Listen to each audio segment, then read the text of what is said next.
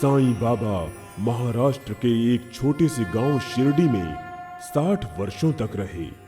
साईं बाबा की पूर्णता, आध्यात्म, आदर्श, हितैषिता, अनुकंपा जैसे सद्गुणों ने उन्हें लोगों के बीच आदरणीय बना दिया था।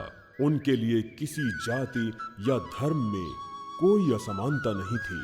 उनका धर्म सबके लिए समान था। शरीर नश्वर है, आत्मा अमर है। सांप्रदायिक मतभेद को समाप्त करने के उद्देश्य से बाबा ने अपने चमत्कारों के माध्यम से सत्य दिखाया।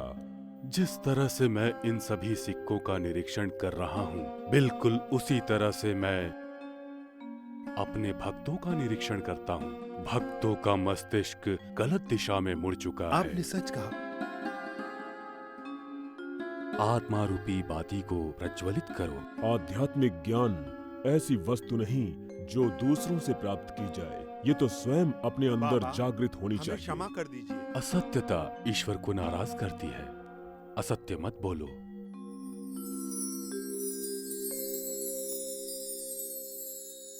बाबा का बचपन। 19वीं शताब्दी की बात है, जब निजाम का साम्राज्य था। उस साम्राज्य में एक छोटा सा गांव था, पथरी। उस गांव में गंगा भवद्या और देवगिरी अम्मा नाम का दंपत्ति था। उनकी कोई संतान नहीं थी। उनकी प्रार्थनाओं के जवाब में 28 सितंबर 1835 को उन्हें एक पुत्र रत्न की प्राप्ति हुई। ये बालक ही साईं बाबा हुए। गंगा भवद्या के अंदर अनासक्ति की भावना पनपने लगी, जिसकी वजह से वो वन चले गए।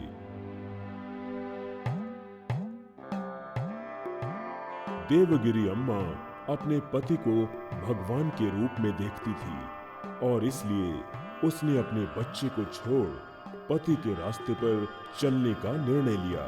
बच्चे की देखभाल का जिम्मा उसने एक सूफी फकीर को सौंप दिया, जिसकी कोई औलाद नहीं थी।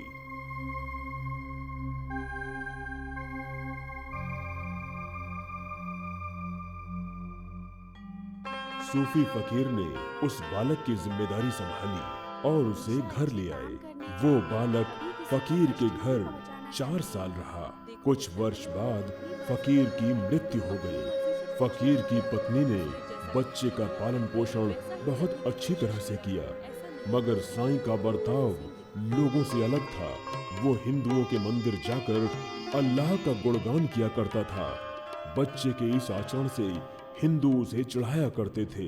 तुम एक बेवकूफ लड़के हो। तुम्हें पता ही नहीं है कि भगवान की पूजा कैसे करते हैं। अगर तुम ऐसे ही पूजा करते रहोगे तो हम सबको बदनाम कर दोगे।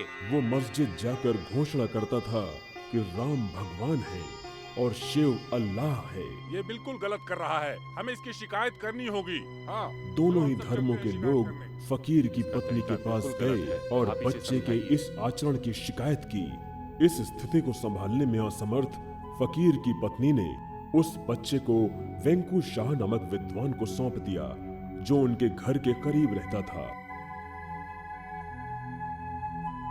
मैं इसे आपको सौंप रही हूँ, अब आप ही इसे समझाइए।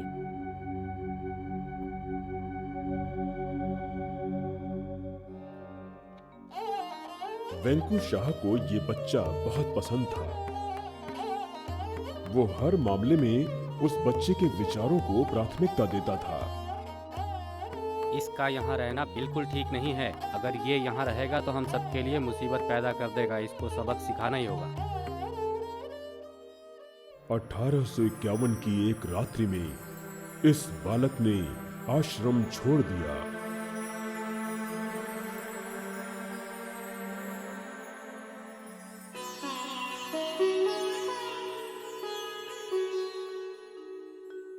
वो शिरडी पहुंचे, जो एक बहुत छोटा सा गांव था। उसके बाद से वो शिरडी में ही रहने लगे। उनका आसन एक नीम के पेड़ के नीचे था, जहां बैठकर वो नीम की पत्तियां मसला करते थे। बहुत से लोग उन्हें मिलने आते थे तथा अपने दुख बताया करते थे। वो उनकी तकलीफों का इलाज नीम की पत्तियों से करते थे। उस दौरान महाराष्ट्र में एक कलेक्टर था जिसका नाम साठे था। उसकी पत्नी की मृत्यु हो गई थी, जिस वजह से वो बहुत दुखी रहता था और कुछ भी नहीं कर पा रहा था। एक दिन उसका मित्र नरके उससे मिलने आया। आखिर कब तक इस तरह रहोगे? तुम्हें इस जगह से बाहर निकलना चाहिए। आसपास की चीजें तुम्हें विचलित करती हैं। मेरे लिए बाहर निकलना मुश्किल है। अगर ऐसा ही चलता रहा तो तुम एक दिन मर जाओगे। मेरे साथ चलो, मैं तुम्हें एक फकीर के पास ले जाऊंगा जो शिरडी में रहते हैं। वो तुम्हारी समस्या दूर करेंगे। साठे मान गया और वो दोनों साईं बाबा से मिलने शिरडी की ओर चल पड़े।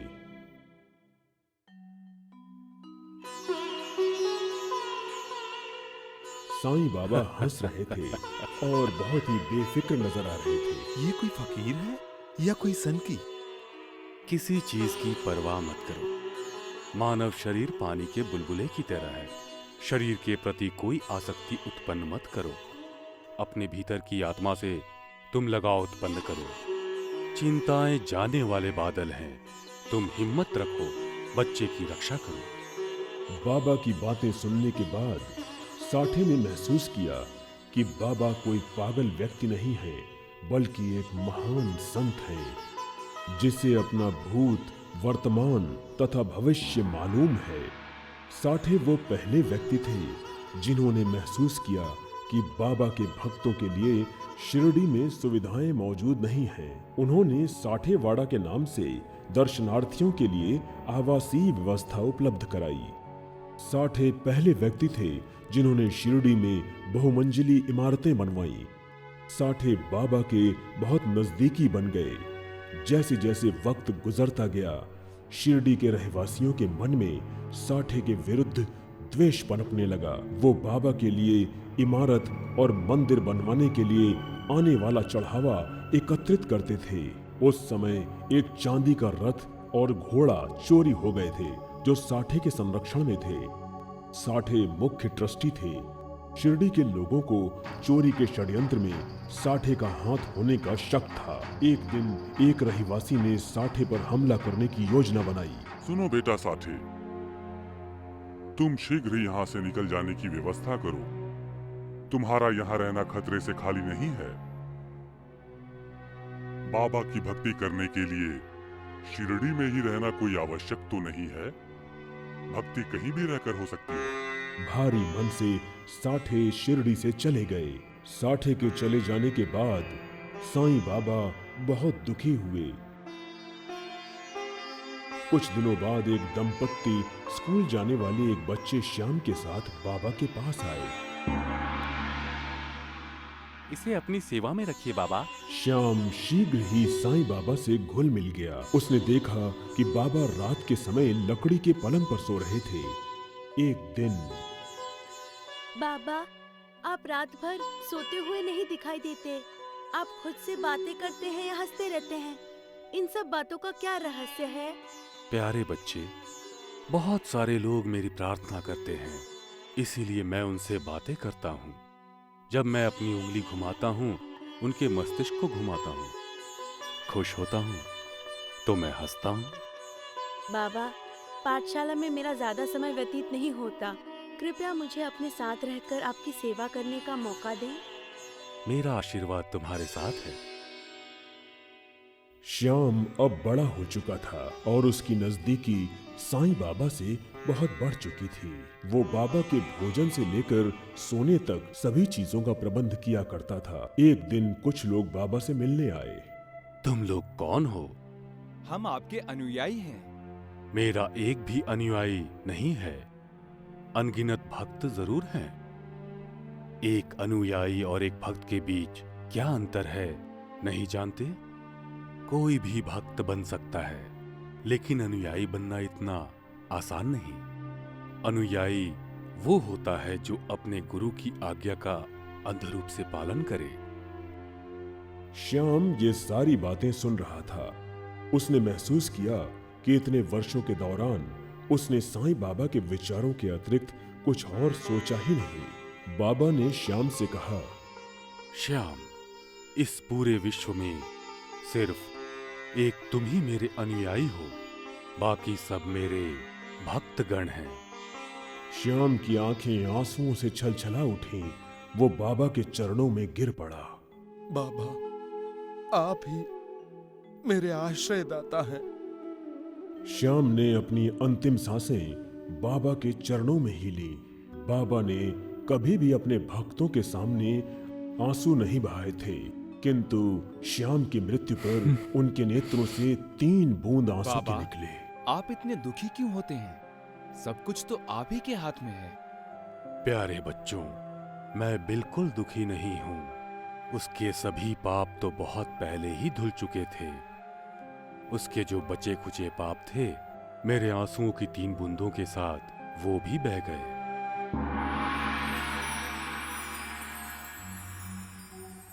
बाबा, एक दिव्य शक्ति।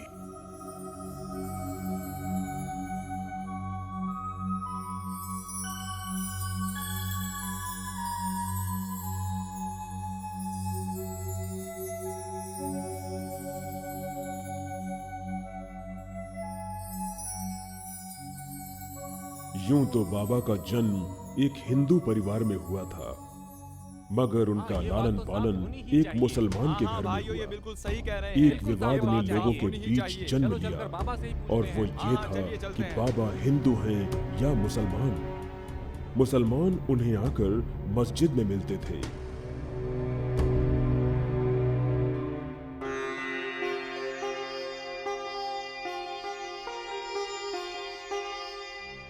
हिंदू आकर उनकी आरती किया करते थे।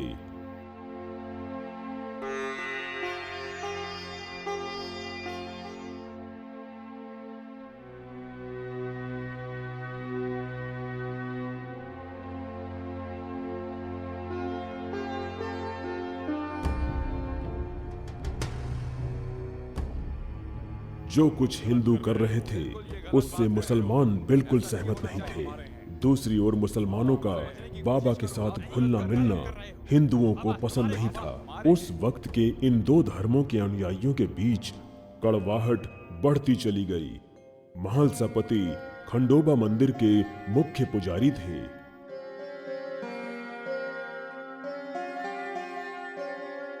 एक दिन महालसापति बाबा के पास बैठकर उनकी सेवा कर रहे थे। मुसलमानों को एक हिंदू पुजारी का बाबा के निकट होना पसंद नहीं आया, और वे लकड़ियां लेकर आए और महालसापति की पिटाई करने लगे। मत मारो इसे। बाबा, मैं ये नहीं सह सकता। बाबा, छोड़ दो। महालसापति गिर पड़े। बाबा के शरीर पर चोट के निशान उभर आए और उनका शरीर खून से लथपथ हो गया। लोग भौचक्के के रह गए। बाबा, क्या हुआ आपको? एक ओर तुम सब मेरी पूजा करते हो और दूसरी ओर मुझे मारते हो। लेकिन हमने तो केवल महालसापति को मारा था। महालसापति में कौन मौजूद है? उसमें मैं ही तो मौजूद हूँ। उसने खुद को मुझे सौंप दिया, इसीलिए अब उसे मिलने वाले सारे दुख मेरे हैं। बाबा, हमें क्षमा कर दीजिए। हम दोबारा ऐसी गलती नहीं करेंगे। प्यारे बच्चों, तुम सब वास्तव में एक ही माँ की संतान हो। जो सिर्फ अपने ही धर्म से संबंध रखेगा उसे कभी ईश्वर की प्राप्ति नहीं होगी। तुम्हें ईश्वर को स्वयं में ढूंढना चाहिए। बाबा एक रक्षक।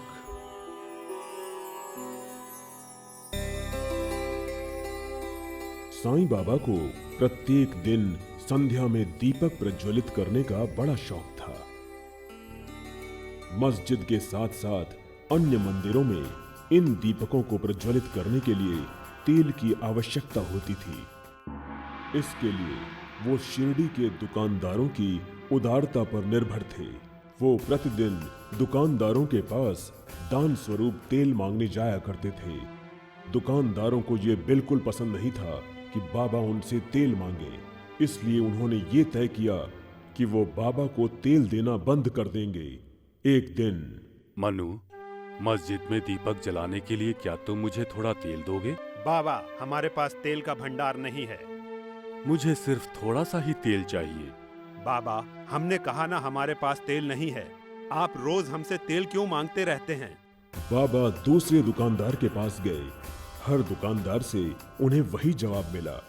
बाबा मस्जिद गए और उन्होंने पानी का मटका उठाया। बाबा ने छोटे छोटे दीपक में पानी भरा, बाती डाली और दीपकों को प्रज्वलित कर दिया। लोग ये देखकर आश्चर्यचकित हो उठे। तन रूपी दीपक में श्रद्धा रूपी तेल डालकर आत्मा रूपी बाती को प्रज्वलित करो। आधी रात के बाद भी सारे दीपक जगमगा रहे थे। अवश्य ही ईश्वर की प्राप्ति होगी। सभी दुकानदार हक्का बक्का रह गए। वे सभी दौड़कर बाबा के पास आए और बाबा के पैरों में गिर पड़े। बाबा, हमें क्षमा कर दीजिए। हम फिर कभी ऐसी गलती नहीं करेंगे। असत्यता ईश्वर को नाराज करती है। असत्य मत बोलो। दूसरों की तकलीफ में कभी अपनी खुशियां मत ढूंढो।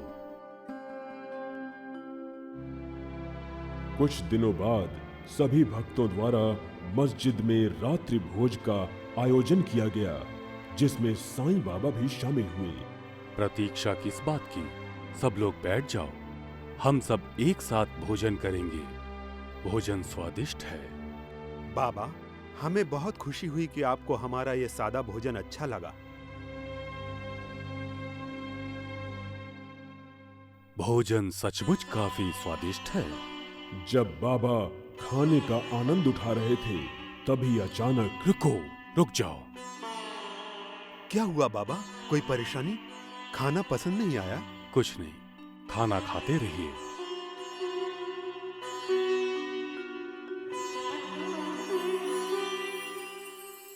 सभी ने खाना खत्म किया। आओ बाहर चले। सभी रसोइयों से भी कहो कि वो भी मेरे साथ चलें। सारे भक्त आश्चर्यचकित थे। उन्होंने सभी रसोइयों को बुलाया। बाबा मस्जिद से बाहर आए, तभी अचानक मस्जिद की छत चकनाचूर हुई और गिर पड़ी। लोग स्तब्ध रह गए। सभी लोग अब ये बात समझ गए कि जब वो अपना रात्रि भोजन कर रहे थे, बाबा ने कुछ समय के लिए छत को गिरने से रोक लिया तथा उन सभी के जीवन को बचा लिया। सब बेहद खुश हुए। हमारे साईं बाबा की जय हो। हमारे साईं बाबा की जय हो। बाबा एक दया की मूर्ति। एक बार दीपावली के दिन बाबा अपने भक्तों के साथ बैठकर आग सेंक रहे थे। बाबा लकड़ियों को आग में ढकेल रहे थे, जो बहुत ही प्रकाशवान होकर जल रही थी। इस दृश्य को बाबा के भक्त देख रहे थे। कुछ देर बाद लकड़ी के गट्ठे की जगह बाबा ने खुद के हाथों को आग में डाल दिया। बाबा के भक्त ये देखकर अवाक रह गए और तुरंत बाबा की ओर दौड़ पड़े। उन्होंने उन्हें आग से बाहर खींच लिया। बाबा, ये क्या है? ये आप क्या कर रहे हैं? हमसे कोई गुनाह हो गया क्या? यहाँ से कुछ दूर एक लोहार की पत्नी भट्टी पर काम कर रही थी। उसी समय उसके पति ने उसे आवाज लगाई। वो मेरी भक्त है। वो ये भूल गई कि बच्चा उसकी गोद में है। वो जल्दी से दौड़ी और बच्चा फिसलकर भट्टी में गिर गया। मैंने जल्दी से अपने हाथ भट्टी में डाले और उस बच्चे को बचा लिया। मुझे इस बात की बिल्कुल फिक्र नहीं कि मेरा हाथ जल गया। मुझे इस बात की खुशी है कि उस बच्चे के प्राण बच गए। हमारे दयालु बाबा, आपकी दयालुता का कोई मुकाबला नहीं। भक्तगण बाबा की दयालुता देखकर बहुत प्रसन्न हुए। बाबा पवित्र नदियों का संगम। दास गनु नाम का बाबा का एक भक्त था।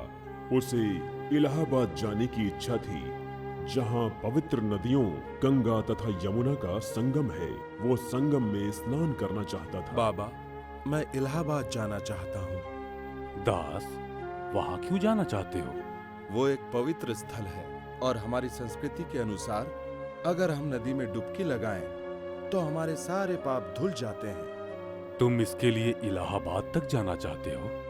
तुम्हें कल ये मौका यहीं मिल जाएगा। दास की समझ में नहीं आया कि वो क्या उत्तर दे।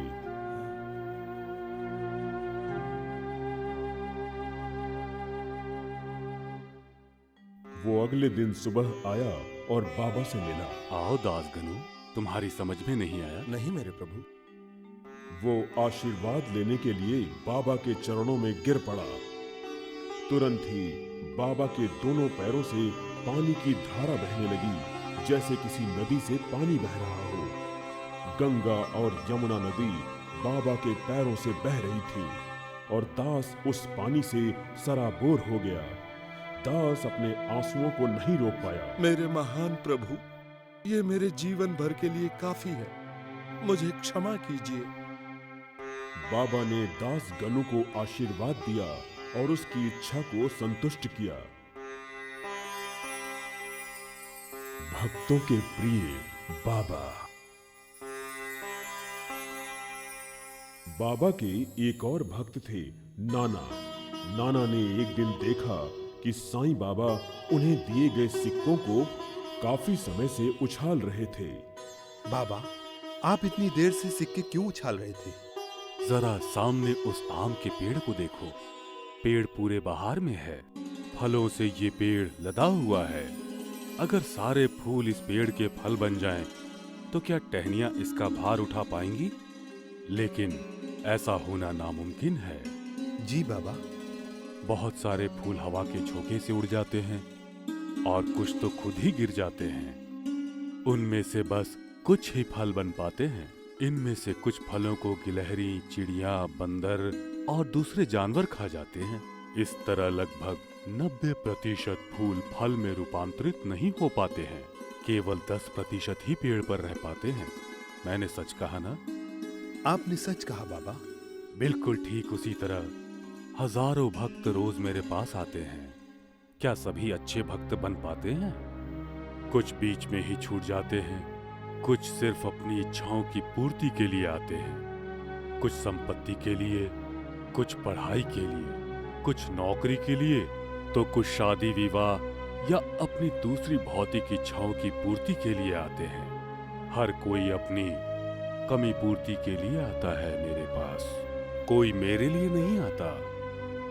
मगर बाबा, हम सब लोग आपसे प्रेम करते हैं। मैं तुमसे सहमत हूँ, मगर यही जानने के लिए मैं उन्हें इन सिक्कों की तरफ परख रहा हूँ। इन सिक्कों में से कुछ सिक्के ऐसे हैं जो पुराने हैं, कुछ मिलावटी हैं, कुछ मुड़े हुए हैं और कुछ सिक्के बेकार हैं। जिस तरह से मैं इन सभी सिक्कों का निरीक्षण कर रहा हूँ, बिल्कुल उसी तरह से मैं अपने भक्तों का निरीक्षण करता हूँ। वो सब मुझे चाहते तो हैं, किंतु उनकी समस्त इच्छाएं सांसारिक हैं। इस तरह वो मुझे कैसे पा सकते हैं?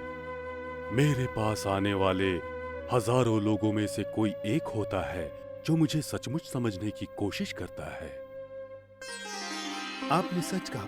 भक्तों का मस्तिष्क गलत दिशा में मुड़ चुका है। अगर उनकी इच्छाएं पूरी होती हैं तो वो मुझे सराहते हैं, लेकिन कभी अगर उनकी इच्छा पूरी नहीं होती है तो वो मुझे चिढ़ाने की हद तक चले जाते हैं। कुछ तो अपनी इच्छाएं पूरी ना होने पर मुझे छोड़कर ही चले जाते हैं। नाना बाबा के चरणों में नतमस्तक हो गया। उसी वक्त एक महिला एक बच्चे को लेकर बाबा के निकट पहुंची। वो रो रही थी। बाबा, मेरे बच्चे को देखिए, इसे बुखार है और इसके पूरे शरीर पर छोटे छोटे दाने निकल आए हैं। सुनो बेटी, तुम चिंता मत करो। न सिर्फ तुम्हारे बच्चे को बल्कि मुझे भी शरीर पर दाने उभर आए हैं। इन्हें देखो। बाबा ने अपने हाथों पर से कपड़ा हटाकर वहां निकल आए दानों को दिखाया। मालसा पति जो पास ही बैठे थे, ये देखकर चकित रह गए।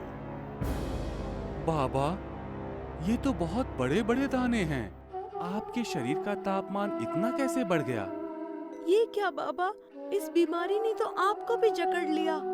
आपको कौन ठीक करेगा? बच्चे को घर ले जाओ। उस औरत ने अपने बच्चे की ओर देखा। वो अपनी खुशी रोक नहीं पाई। उस बच्चे के दाने गायब हो चुके थे और बच्चा हंस रहा था। बाबा ने उस बच्चे की तकलीफ अपने ऊपर ले ली थी।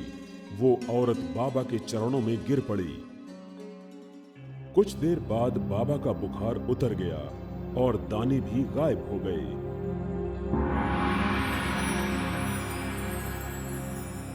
बाबा एक महान शक्ति। बाबा का अब्दुल नाम का एक भक्त था। वो मुसलमान था और बाबा से आत्मीय रूप से जुड़ा हुआ था, इसलिए उसने अपना नाम अब्दुल बाबा रखा। एक दिन उसकी पत्नी ने सपना देखा कि बाबा ने अपनी आखिरी सांस ली। मैंने सपने में देखा कि बाबा ने समाधि ले ली है। अब जाकर पता करें सच क्या है। और वो दौड़ता हुआ बाबा से मिलने पहुंचा। 1918 की विजयदशमी के दिन जब तक वो वहां पहुंचता, बाबा ने समाधि ग्रहण कर ली थी। लाखों लोग बाबा के जाने का दुख नहीं सह पाए। कृष्णा प्रिया नाम की बाबा की एक प्रबल भक्त थी जो नागपुर में रहती थी। वो बाबा को मिलने नागपुर से आया करती थी। वो भगवान कृष्ण की बड़ी भक्त थी। कृष्णा प्रिया को जब बाबा के समाधि लेने का समाचार मिला तो वो बहुत दुखी हुई।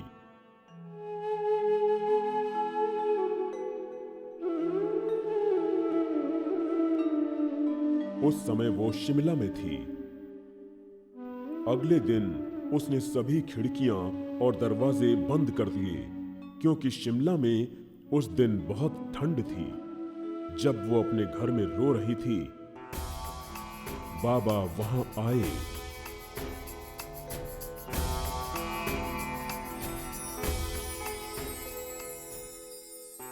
उन्होंने दरवाजा खटखटाया।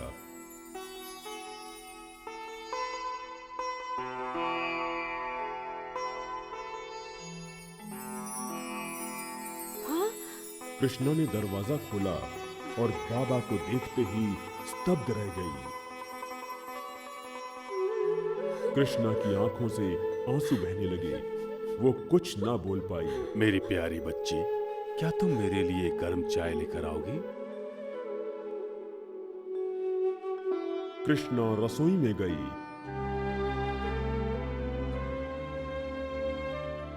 वो गर्म चाय लेकर वापस आई।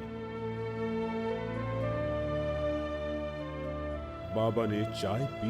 मुझे बहुत जोर की भूख लगी है कृष्णा। कृष्णा बाबा के लिए रोटी और बैगन की सब्जी लेकर आई जो बाबा को बहुत पसंद थी।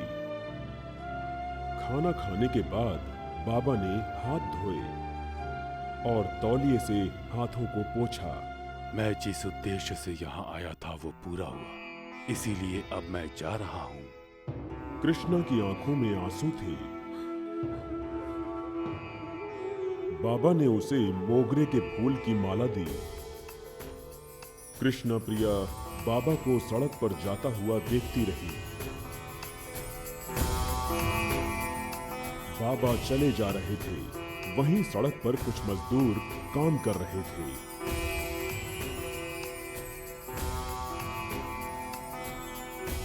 जब उन्होंने बाबा को सड़क पर गिरते हुए देखा तो वे बाबा की ओर दौड़ पड़े, लेकिन जैसे ही वो बाबा को बचाने पहुंचे, उन्होंने देखा वहां कोई नहीं है।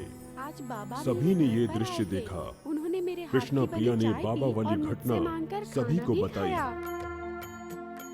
सभी की उपस्थिति में बाबा द्वारा दी गई माला को कृष्णा प्रिया ने भगवान कृष्ण की मूर्ति को पहनाया। अगले दिन सभी सोच रहे थे कि कृष्णा ने ये माला भगवान कृष्ण की मूर्ति को क्यों पहनाई, जबकि वो तो साईं बाबा की भक्त है। वहीं पर बाबा की एक तस्वीर थी। उस समय आरती चल रही थी। भगवान कृष्ण को पहनाई हुई माला बाबा की तस्वीर पर जा गिरी। बाबा की तस्वीर से वो माला ऊपर उठकर पुनः भगवान कृष्ण के गले में पहुंच गई। शिमला में उपस्थित सभी लोग ये जानकर खुश हुए कि साईं बाबा और भगवान कृष्ण एक ही हैं। अगले दिन जब लोग आए तो उन्होंने देखा कि बाबा द्वारा दी गई माला भगवान कृष्ण की मूर्ति पर नहीं है। फूलों का हार कहाँ गया? वो माला शिरडी में बाबा की समाधि पर पाई गई।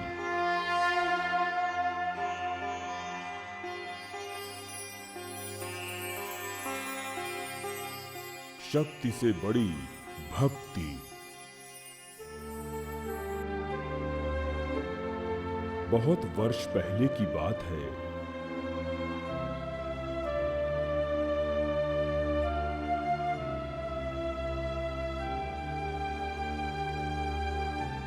दक्षिण भारत में थनगलूर नाम का एक धनाढ्य व्यक्ति रहता था।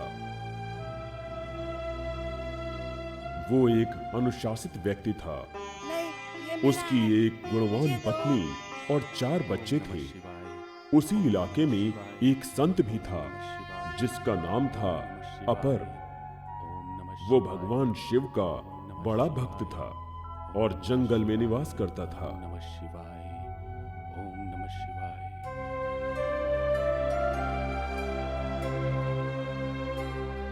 थनगलूर को अपर के विषय में जानकारी थी। उसके प्रति उसके हृदय में आदर और प्रेम था। एक दिन वो अपनी पत्नी से चर्चा कर रहा था। प्रिय, संत अपर एक महान व्यक्ति है। ईश्वर के प्रति उनके जैसा समर्पण किसी और में नहीं हो सकता।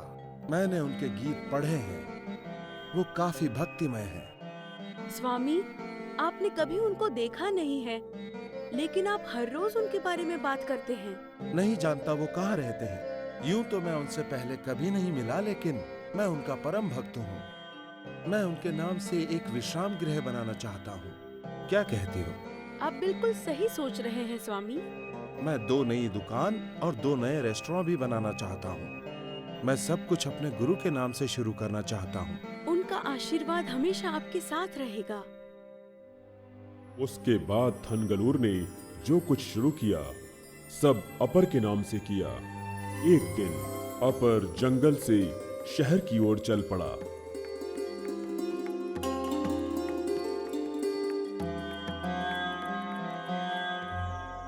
वो वहां पहुंचा जहां थनगलूर रहता था। वो ये देखकर चकित रह गया कि अधिकतर इमारतें, विश्राम गृह, व्यावसायिक केंद्र और अनाथालय उसके नाम से ही है। उसे ये नहीं मालूम था कि इन सब का मालिक कौन है। उसने लोगों से इस विषय में जानकारी हासिल की और थनगलूर से मिलने जा पहुंचा। आइए महानमन, आप कौन हैं और कहां से आए हैं? पधारिए।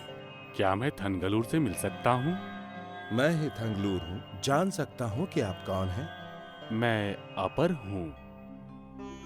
अगले ही क्षण थनगलूर अपर के पैरों में गिर पड़ा। थनगलूर के हाथ खुशी से कांप रहे थे। उसने सोचा भी नहीं था कि वो कभी अपर से मिल पाएगा। मेरे प्रभु, मुझे आपसे मिलकर अति प्रसन्नता हुई। कृपया अंदर आइए। मैं नहीं जानता था कि मैं आपसे मिल पाऊंगा। ये तो ईश्वर का परम आशीर्वाद है। उसने अपर के सम्मान में एक भोज का आयोजन किया। पुत्र, जाओ और जाकर बागीचे से केले के पत्ते ले आओ, क्योंकि हमें भगवान अपर को उसमें भोजन परोसना है।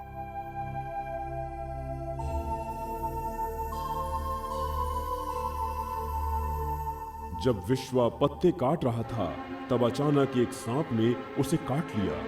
उसी समय उसकी मृत्यु हो गई।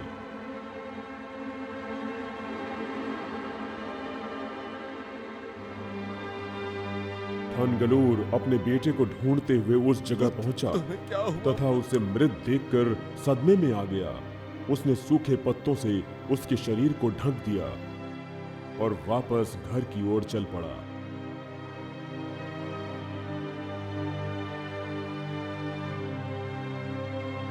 वो ये खबर अपर को नहीं बताना चाहता था। वो चुप रहा। उसने अपनी भावनाओं को नियंत्रित रखा और भोजन के लिए उसने सब कुछ तैयार कर लिया। मेरे प्रभु, भोजन तैयार है, आप ग्रहण कीजिए। आप भी मेरे साथ भोजन ग्रहण कीजिए। मेरे प्रभु, आपकी सेवा करके मुझे बहुत खुशी हो रही है। थनगलूर, अपने पुत्रों को बुलाओ, उन्हें भी मेरे साथ भोजन करने दो। थनगलूर स्तब्ध था। बुलाओ उन्हें। नीला, शंकर, बेटा रुद्र, सभी जल्दी आ जाओ और यहाँ बैठो। तुम्हारा तो एक और पुत्र है ना? तुमने कहा था तुम्हारे 4 पुत्र हैं। हाँ मेरे प्रभु, मेरे 4 बेटे हैं। तो फिर चौथे को भी बुलाओ। विश्वा, आओ और खाना खा लो। अगले ही क्षण विश्वा अपनी मृत्यु शैया से उठ खड़ा हुआ।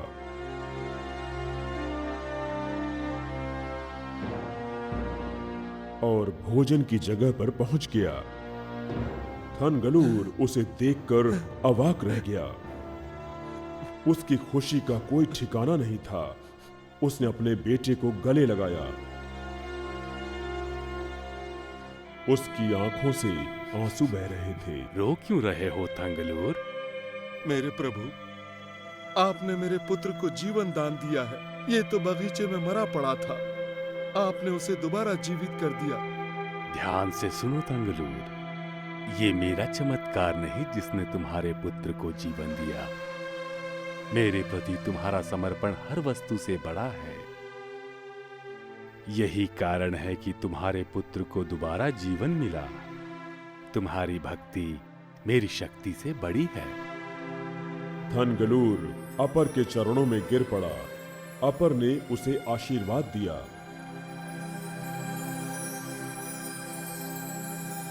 बुद्धिमान की महत्ता।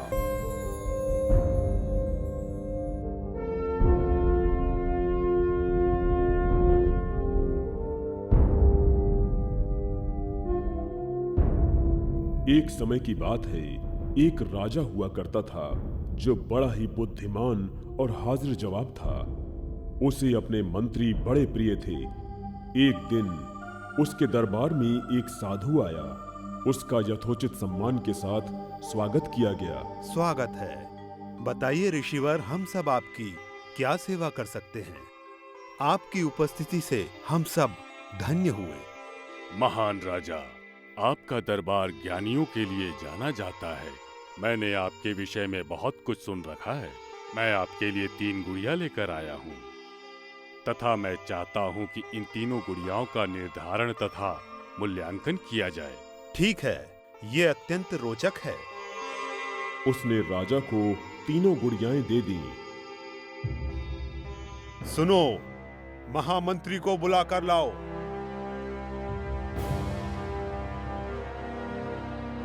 और उसे गुड़िया निरीक्षण और मूल्यांकन के लिए दे दी। मंत्री ने इन गुड़ियाओं पर एक नजर डाली। जाओ दूत, और शीघ्रता से लोहे का एक पतला तार लेकर आओ। मंत्री ने एक गुड़िया के बाएं कान में तार डाला और वो तार दाएं कान से बाहर निकल आया। उसने गुड़िया को एक ओर रख दिया। उसने दूसरी गुड़िया उठाई और एक बार फिर उसने उस तार को गुड़िया के बाएं कान में डाला। वो तार गुड़िया के मुंह से बाहर निकल आया। उसने इस गुड़िया को नीचे रख दिया।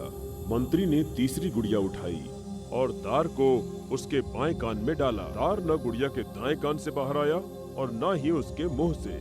राजा और उसके दरबारी बड़ी उत्सुकता से इस दृश्य को देख रहे थे। महाराज, इन तीनों गुड़ियाओं में से तीसरी गुड़िया ही सबसे अच्छी गुड़िया है। तुम ये कैसे कह सकते हो?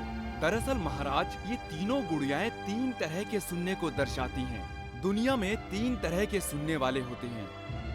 पहली तरह का सुनने वाला हर शब्द को सुनता है और दूसरे कान से निकाल देता है। वो किसी की परवाह नहीं करता।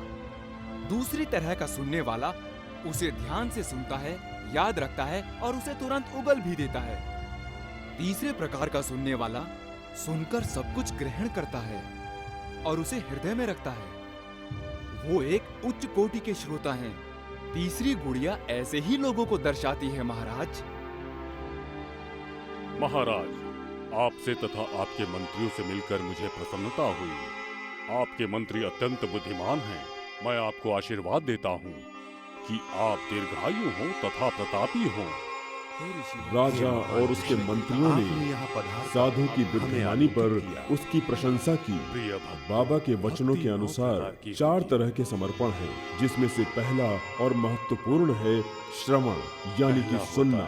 बुद्धिमान के वचन सुनने के बाद हमें उसका अर्थ जानकर उसे अपने मस्तिष्क में सहेजना चाहिए और अपने जीवन को मूल्यवान बनाने हेतु उसका उपयोग भी करना चाहिए। वो सर्वव्यापी है। बहुत समय पहले भगवान शिव का एक महान भक्त था। उसका नाम था तिरुपांडवर। एक दिन वो अपने आराध्य शिव के एक प्रसिद्ध तीर्थ स्थान के दर्शन करने गया। दर्शन के पश्चात उसे ऐसा लगा कि वो बहुत थक गया है और आगे चल पाने में असमर्थ है। इसलिए उसने मंदिर में रात भर आराम किया।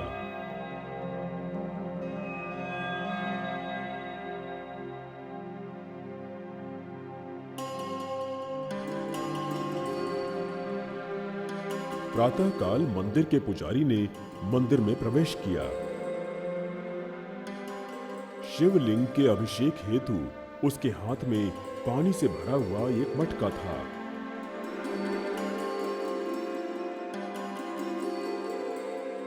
वो सामने देखकर स्तब्ध रह गया।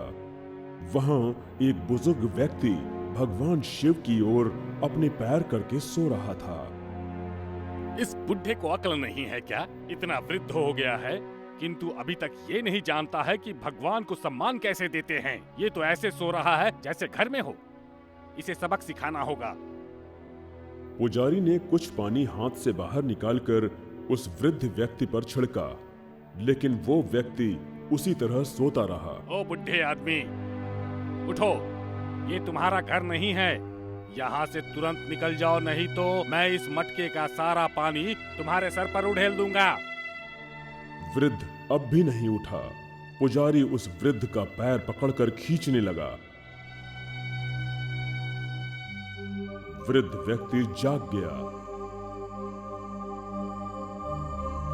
नौजवान, तुमने मुझे इतनी कठोरता से क्यों खींचा?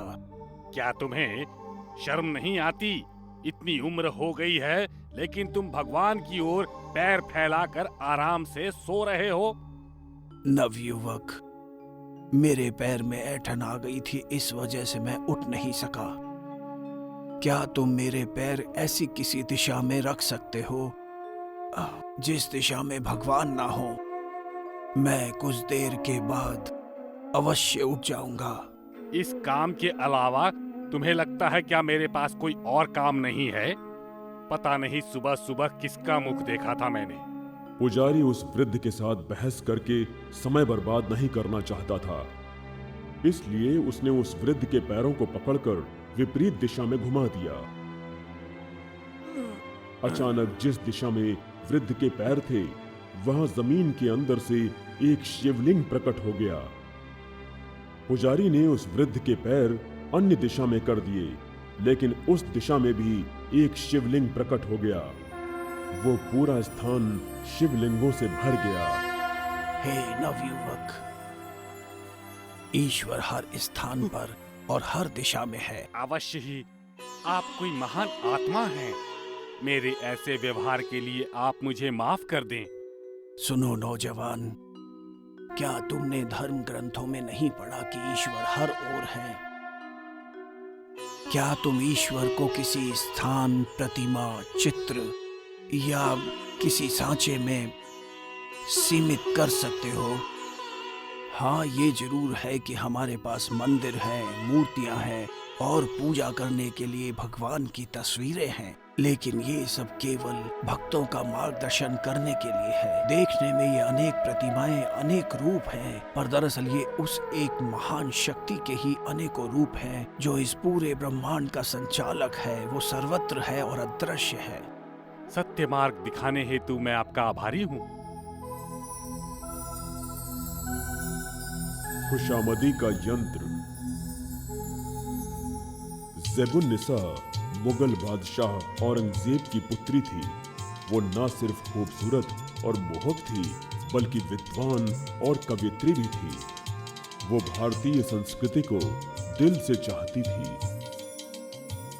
एक दिन बादशाह औरंगजेब ने जन्मदिन के मौके पर उसे एक आईना तोहफे में दिया। ज़ेबुन्निसा को ये आईना बहुत पसंद आया। एक दिन एक दासी आईने को पकड़कर खड़ी थी और नहाकर आई ज़ेबुन्निसा उसमें देखकर अपने बाल संवार रही थी।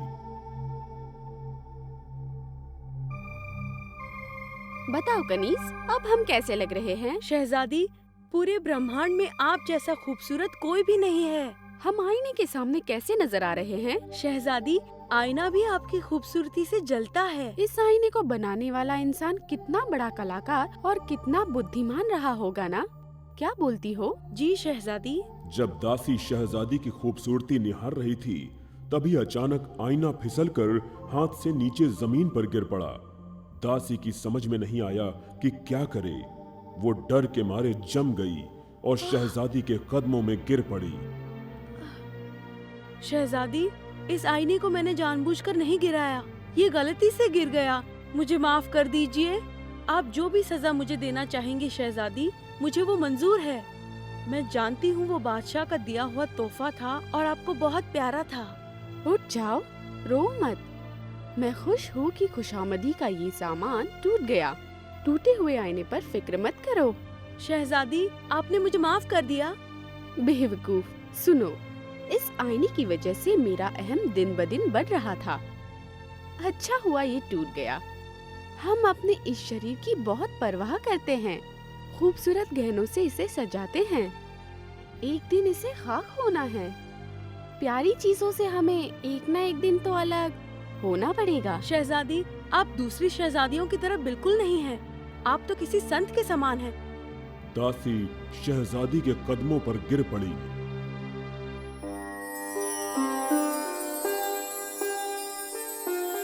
मनोवैज्ञानिक भय। महाभारत के समय की एक घटना है।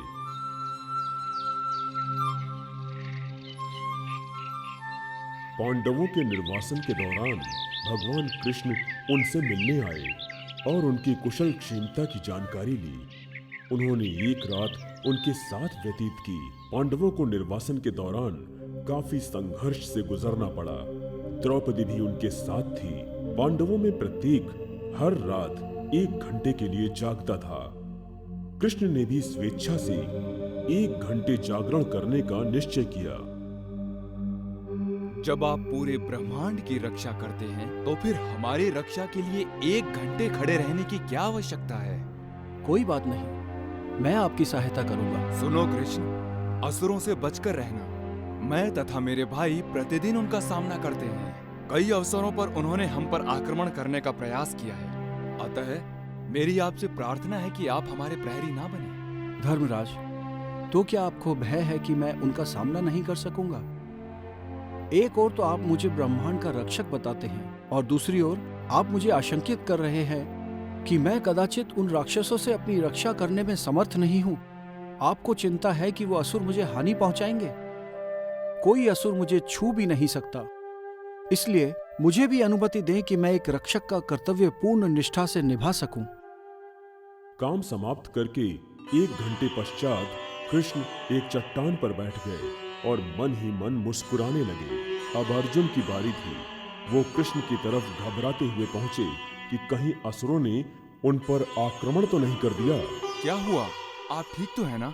क्या असुरों ने आप पर आक्रमण किया? मैंने कभी इस प्रकार की आसुरी आत्माएं बनाई ही नहीं।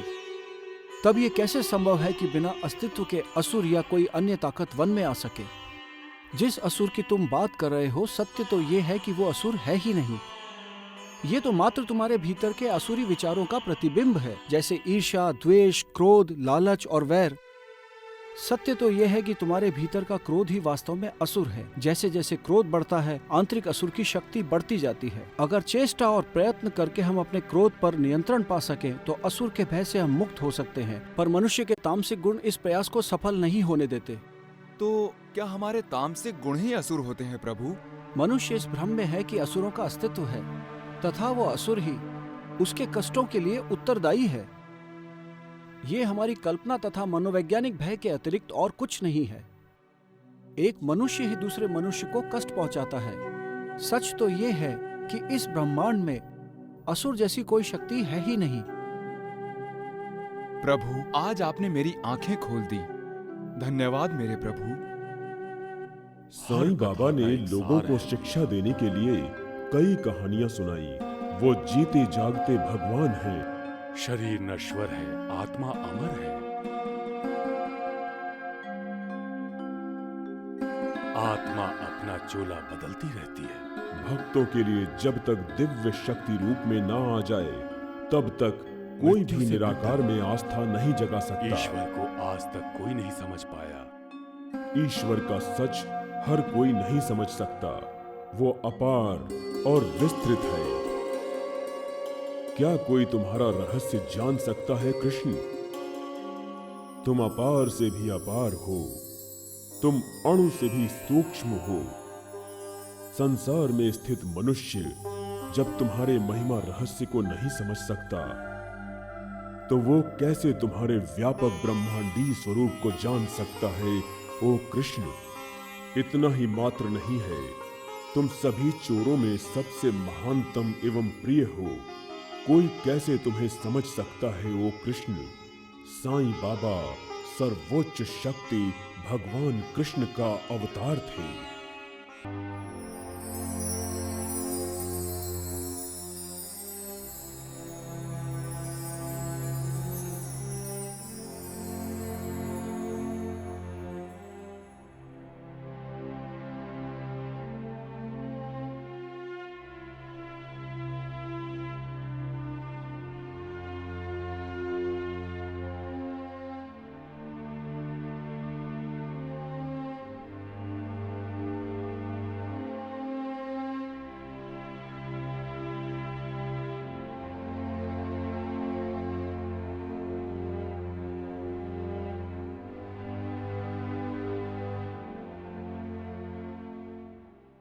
विश्वामित्र का संबंध राजाओं के राजकुल से था। उन्हें विश्वनाथ के नाम से भी जाना जाता था। उनकी कई पत्नियां तथा 9 बच्चे थे। उन्होंने कई वर्षों तक राज्य किया।